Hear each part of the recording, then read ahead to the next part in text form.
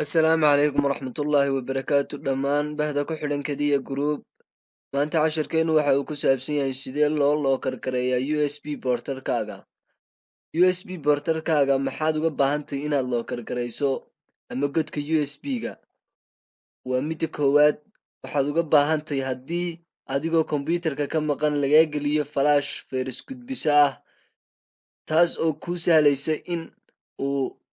lock ahaado amaba aanay waxba gudbin flashtaasi haddaba midda koowaad waxaan idinku tusinayaa qaabka aad usoo download garan lahayd softwareka kuu sahlaya inaad loo karkareyso USB-gaaga oo ku jira websitekan kadiya group marka koowaad waxaad soo furi doontaa browserkaaga kadib waxaad ku qori doontaa kadiya group.blogspot.com kadib halkaa waxaad tegi doontaa download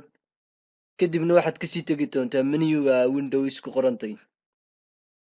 waad dhaafi doontaa pagekan kuma jiro softwareku kadib waxaad tegi doontaa pagekan saddexaad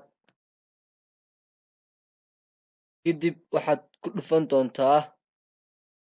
waa kan softwareku right tool lock USB kadib halkan ayaad ku dhufan doontaa dejiso himika markaad ku dhufato wuxuu leeyahay hore ayaad u dejisatay okay waan download garaysanaya himika kadib waxaad tegi doontaa halka uu ku galay softwareku aniga himika halkan desktopka ayuu ii yaalaa kadib winrar ayuu ku jiraa waxaan doonayaa inaan ka extract gareeyo winrarka kadibna halkan ayaan tegayaa extract here kadibna halkan waxaad ku aragtaa 3 file oo uu kaagu sareeyaa application yahay kadibna waad soo furaysaa yes baad odhan doontaa halkaa imika waa allow read and write waxna waa laga dirsan karaa waxna waa lagu shubi karaa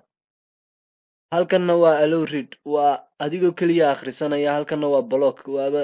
xidh kadib halkan imika waxaan idin tusinayaa flashta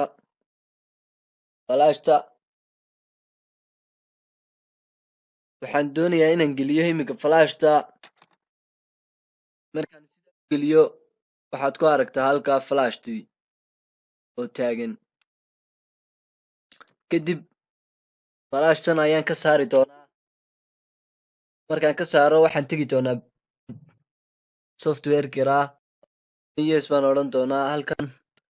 waxaan tegi doonaa block storage device kadib okay imika haddii aan flasht geliyo ma soo saarayo waad maqlaysaan waa ka ma soo saarayo haddii aan flashtaa geliyo laakiin haddii aan ka qaado alowda aan alow yidhaahdo waxaad arki doontaan inuu flashta kadibna okay kadibna aan geliyo waa adiga arka intaas ayuu maanta cashirkeenu ku ekaa waxaan idinkaga tegi doonaa